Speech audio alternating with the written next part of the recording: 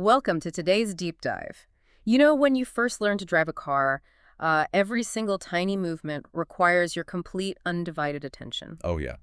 You're gripping the steering wheel until your knuckles turn white. Right, and you're checking all three mirrors like every five Yeah. seconds, and you're vastly overthinking the exact pressure of your foot on the gas pedal. It takes all of your cognitive bandwidth just to stay in the lane. Exactly. But then, fast forward 10 years, and you suddenly have this moment where you realize you just drove 20 miles down the interstate, completely zoned out, with literally no active memory of passing the last 5 exits. You were entirely on autopilot. Yes, Oh, yeah. entirely on autopilot. And that got me thinking, what if it isn't just our morning commute? What if human civilization itself, our entire society, our economy, the way we live and work, what if all of that is just coasting blindly down the highway? That is a massive question for you to ponder. It really is. So today's deep dive is all about deconstructing those hidden assumptions that basically govern our daily lives. We are looking at a single, incredibly mind-bending source today. It's a collection of excerpts detailing a really powerful thought experiment known as the blank page experiment. Okay, let's unpack this. It is a profound premise to explore, honestly. Yeah. Because the hardest things to see are often the things we look at every single day. Yeah, we just kind of accept the architecture of our lives as this permanent fixture of reality. Right. And to break us out of that autopilot state, the source text gives us a scenario. Okay, yeah. I want you, listening right now, to picture this. Imagine something totally impossible. Just imagine that tomorrow, every single human being just disappears. A sudden, complete population reset. Poof. Poof, humanity vanishes, a total reset.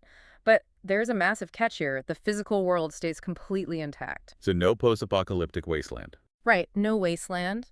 The cities remain standing. The factories are still there. The global technology infrastructure, like the server farms humming in the dark, the massive libraries, all the accumulated knowledge of human history, it all just remains untouched. So the hardware of civilization is perfectly preserved, but the software, the living, breathing operators, are gone. I love that framing. Exactly. Then, exactly 100 years later, a completely fresh generation of humans arrives on Earth. Out of nowhere. Yep, they are starting entirely from scratch. They have absolutely no inherited institutions. No governments, no political parties, no physical currencies, no borders, no corporations, nothing. So it's a clean slate. Right. All they have is the knowledge we left behind, the technology that's still sitting there, and a completely blank page. The core question the source asks is this: would they rebuild the exact same civilization we have right now?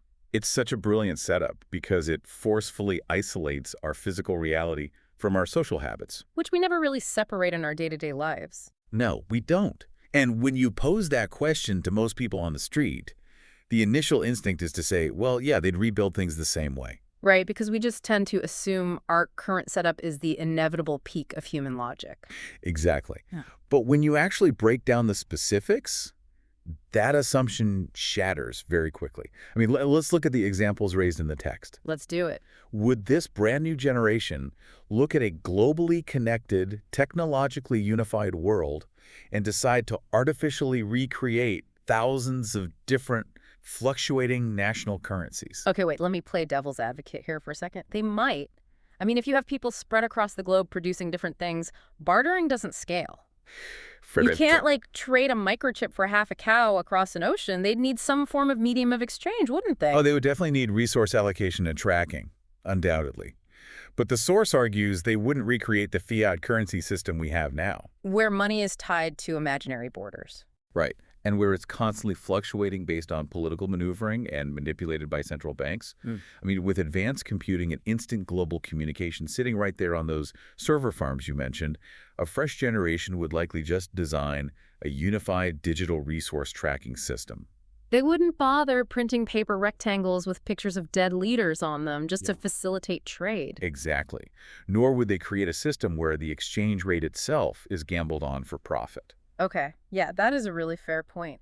The friction of exchanging dollars for euros is a legacy problem. It's not a law of physics. Exactly. The distinction the text is drawing is between solving a practical problem and mindlessly repeating a historical habit. Oh, that's good. Consider education. Would they design a system that forces millions of children to sit at desks for 8 hours a day, engaging in rote memorization of facts, when the collective knowledge of the entire human race is instantly accessible through the advanced technology sitting in their pockets? Yeah, you'd think they would look at our schools and assume they were some sort of strange daytime holding facility. I mean, why memorize the capital of every country when a highly advanced AI can retrieve it in a millisecond? It makes no logical sense for a blank page society. A blank page generation would probably focus education entirely on problem solving, right? Like critical thinking and emotional intelligence. Basically, the things machines can't do. Precisely. And it goes even deeper into our structural choices. Would this fresh generation design an economic and real estate system that actively results in perfectly good buildings sitting completely empty as speculative assets, while, literally right down the street, human beings remain homeless? Ugh, when you put it like that, it sounds insane. Or would they look at our factories and purposefully create economic structures that require millions of people to spend most of their waking lives performing repetitive manual tasks that the machines sitting right next to them can clearly perform much more efficiently? It's like moving into a massive, fully furnished mansion where you have absolutely no idea what the previous owners used the rooms for. That's a great analogy. Yeah, you walk in and do you just automatically decide to sleep in the room with the bed, or do you look at the layout, see that the bedroom has the absolute best natural light and massive windows and decide, you know what, this room makes a much better library or art studio? Right, because you aren't bound by the ghost of the previous owner's floor plan. Exactly. You aren't bound by the ghosts. That is the fantastic way to put it. You are optimizing for utility and flourishing in the present rather than adhering to that ghostly floor plan from the past. But that brings us to a really, really difficult reality. If the flaws in our societal floor plan become so glaringly obvious the second we look at them through the lens of a blank page, why is it so incredibly hard for us to imagine an alternative in our daily lives? That is the million-dollar question. Why do we defend the old floor plan so fiercely? Here's where it gets really interesting. To understand that, we have to move from the hypothetical scenario directly into the biological reality of our own heads. Okay, neuroscience time. Yes. The text points directly to a part of our brain called the basal ganglia. This is essentially the brain's automation center. Like the autopilot we talked about earlier. Exactly. When a system, a habit, or a societal structure has existed for generations, it becomes deeply embedded in our environment. The basal ganglia's job is to take that familiar environmental data and automate our response to it. So it shifts it out of active, conscious processing. Right, to save cognitive energy. Conscious thought is biologically expensive, automation is cheap. But how does that scale up to a whole society? I mean, I get how my brain automates making coffee in the morning, but how does my brain automate an entire tax policy or an economic structure? It scales through group consensus and continuous reinforcement. From the moment you are born, you see everyone around you using money in a specific way, attending school in a specific format, working 9-to-5 jobs. Your brain registers this overwhelming environmental consensus, not as a choice humanity made, but as a fundamental law of reality. Almost much like gravity. Yes, like gravity. The basal ganglia physically wires your neural pathways to accept it. Because think about it, if you had to wake up every single day and actively question the basic socioeconomic fabric of your reality, you would suffer cognitive collapse. You wouldn't even be able to function. Exactly. So we assume familiarity equals necessity. But wait, I've always heard about neuroplasticity, though. You know, the idea that our brains are incredibly flexible and capable of rewiring themselves. They are. So shouldn't our biological plasticity help us adapt and change these outdated systems? You would assume neuroplasticity is our get-out-of-jail-free card here, but it actually has a paradoxical side. Oh, really? Yeah. While it allows us to learn and adapt, it also means that the neural pathways we use most frequently become the strongest and most rigid superhighways in the brain. Oh, so neuroplasticity can actually harden around old patterns. Precisely. The longer a social structure exists, the more heavily insulated those neural pathways become to optimize for fitting into that structure. The brain starts to severely confuse what currently is with what fundamentally must be. That is wild. What's fascinating here is that the subconscious mind never questions the framework itself. It only debates within the framework. Right, so we will expend massive amounts of cognitive energy arguing on the internet about the exact percentage of a tax rate. Or which specific politician should hold a position of power. But the subconscious prevents us from stepping back and asking, wait, why is this specific hierarchy of power designed this way in the first place? Okay, I have to push back on this, using a point strongly emphasized in the source material. Go for it. If evolution teaches us anything, it's that adaptation is humanity's ultimate superpower. It is literally the key to our species' survival. True. I mean, we didn't survive because we had the sharpest claws. We survived because we could adapt to the ice age, to the desert, to space. Absolutely. So if adaptation is our biological trump card, why do our social institutions so rigidly resist that exact adaptation? We practically throw parades to celebrate crazy disruptive innovation in our technology. We demand the newest phone, the fastest AI, the most advanced medicine. So why do we cling to total rigidity when it comes to updating the software of society? This raises an important question, and it forces us to look beyond just biology and examine our history. Okay, so looking backwards. Yes. If our brains are biologically wired to defend existing social structures, we have to look back at the historical conditions that created those structures in the first place. The source text makes a very compelling argument here, which is that humanity constantly confuses age with wisdom. Right. Just because a system is old doesn't mean it's optimized for right now. Exactly. A tradition might capture generations of hard-won knowledge, or it might just be the best they could do with terrible tools. Age alone proves absolutely nothing. Nothing at all. And when we look at the origin of many of our current institutions, we see that they were born out of a world defined by absolute scarcity. Scarcity of resources, scarcity of information. Basically, everything was hard to get. Think about primitive technology. Painfully slow communication, highly restricted and difficult travel, and severely limited access to knowledge. It was a very different world. If you are trying to manage a society where sending a message from one major city to another takes 3 weeks on horseback, you are physically forced to create highly centralized, rigid hierarchies. Oh, because you need a singular point of authority just to maintain basic order. Right, because broad, collaborative, real-time decision-making is physically impossible due to the constraints of time and distance. Scarcity breeds zero-sum thinking and strict control. But those constraints are entirely gone. I mean, we can send a high-definition video across the globe to millions of people in a fraction of a millisecond. We have more caloric energy, more data, and more productive capacity than any humans in history. Yet we still govern ourselves using hierarchical structures designed for the speed of the horse. That's just wow. The text also points out that historically, belief systems have often reinforced this rigid status quo. And to be clear to you listening, the source is strictly looking at the historical and sociological function of these systems, not evaluating or endorsing any specific religious beliefs. Absolutely. It's just looking at the sociological mechanics. Right. But sociologically, these systems have frequently framed human inventions, things like the divine right of kings, strict social hierarchies, or specific economic setups as divinely ordained decrees. Basically framing a human compromise as an unquestionable law of the universe. Exactly. I mean, if you tell peasants that the king's tax rate is mandated by the cosmos, they tend not to organize a protest. When an economic or political structure is framed not as a practical compromise made by flawed humans, but as a mandate from a higher power, it becomes virtually impossible to challenge without being seen as a threat to the moral order of the universe. Which is terrifying. If we connect this to the bigger picture, we begin to see how these ancient choices, born out of extreme scarcity and cemented by dogmatic framing, are still silently dictating our modern reality.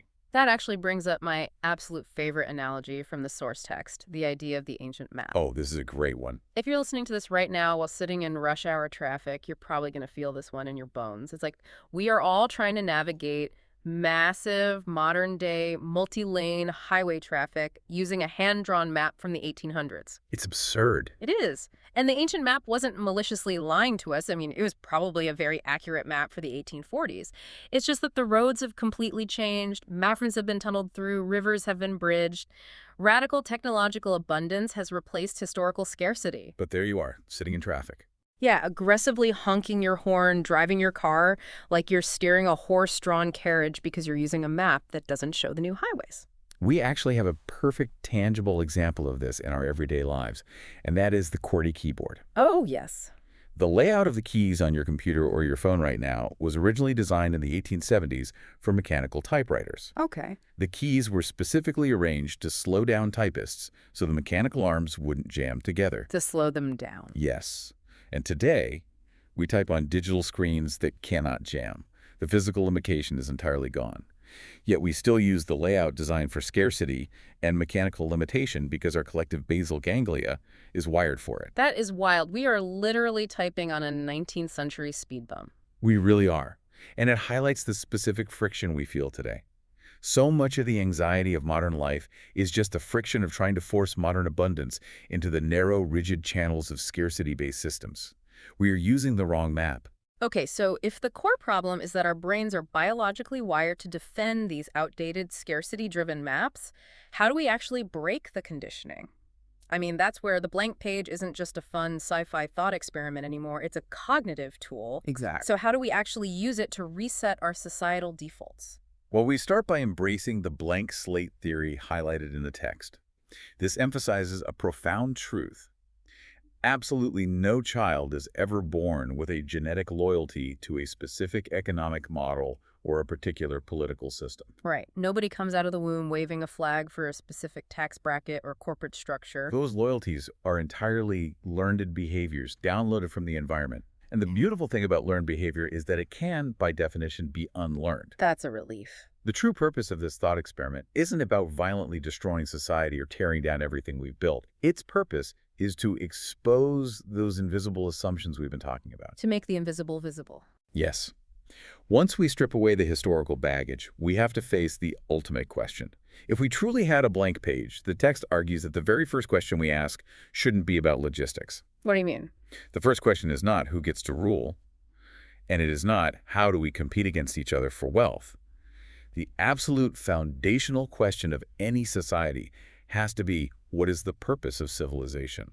So what does this all mean for us? I mean, that feels like such a massive, unanswerable philosophical question. How does that change the reality of the listener walking their dog or commuting to work right now? It is the only question that matters, because every single other aspect of society depends entirely on how you answer it. It is the root of the tree. Okay, unpack that a bit. If you collectively decide that civilization's primary purpose is to maximize wealth and economic output above all else, you will inevitably design one specific set of systems. Right. You'll prioritize endless growth, you will commodify human time, and you will accept wide disparities as long as the total GDP goes up. Which sounds suspiciously like the 1800s map we were just talking about. Indeed it does.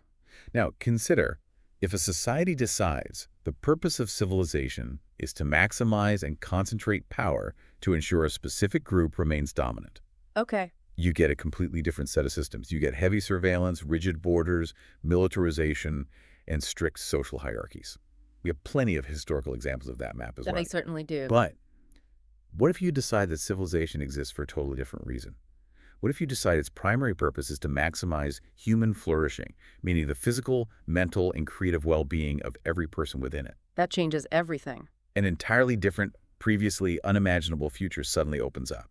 You would design an education system focused on curiosity rather than compliance. You would design an economy that actively leverages automation to free human time, rather than to eliminate human livelihoods while demanding they still pay rent. Okay, but flourishing sounds great on a, in a deep dive like this. But how does a blank page society actually define that without falling right back into power struggles? The moment you ask a million people to define flourishing, don't you just end up with politicians arguing over who gets the most flourishing? It sounds a little utopian. That is a brilliant challenge, and the source text addresses it directly. Human flourishing in this context isn't some vague utopian feeling. It is measurable. How so? It means designing systems where access to basic physiological needs, food, clean water, shelter, healthcare, is treated as a baseline infrastructural guarantee. Oh, much like we treat roads and fire departments today. Exactly, rather than a commodity to be hoarded. Yeah. Once that baseline is secured by the technological abundance we already possess, the power struggle fundamentally changes. People compete for innovation, art, and scientific discovery, not for basic survival. Because the goalpost has completely moved. I mean, if the goal is measurable human flourishing, then an AI or a machine taking over a job isn't a terrifying economic crisis. It's a massive victory because it frees a human being to go do something meaningful. Yes, the machine isn't stealing your wage. It's doing the chore so you can go live. Wow. The blank page allows you to realize that our current systems are not inevitabilities. They are choices. We chose them based on old limitations, and if they are choices, they can be rechosen. That is incredibly empowering, but also a little daunting. It Yeah. puts the responsibility right back on our shoulders. We can't just blame the autopilot anymore. No, we cannot. Once you see the assumptions, you can't unsee them. This has been an absolutely phenomenal journey today. We started with the sudden vanishing of humanity and the arrival of a new generation facing a blank slate. We dug into how the stubbornly efficient basal ganglia in our brains scales up to create massive societal blind spots. It's all connected. It really is. We explored the danger of navigating an era of modern abundance using ancient maps drawn in times of extreme scarcity, literally typing on 19th century speed bumps. And ultimately, we arrived at the realization that our societal systems are merely choices. The haunting question from the source material that we want to leave you with today is this: if you were free to choose again, what would you keep and what would you leave behind? And I'd like to offer one final thought on that, building on this idea of the legacy we are leaving behind. Please do. Think about that new generation of humans arriving 100 years from now to look at that blank page. Imagine that the only surviving record of our current systems, the only clue they had to understand us, was your personal digital footprint. Oh, wow. Your daily calendar, your internet search history, your bank statements, the routines of your daily life. If they looked only at that data, what would they assume you believe the purpose of civilization was? Ooh, that is a heavy one to chew on. Would your data show that you were optimizing for human flourishing or just coasting on autopilot, gripping the steering wheel of a car you forgot you were driving? Thank you so much for joining us for this deep dive. Take some time today to look at your own map, question your own invisible assumptions, and ask yourself, who is really driving? We'll see you next time.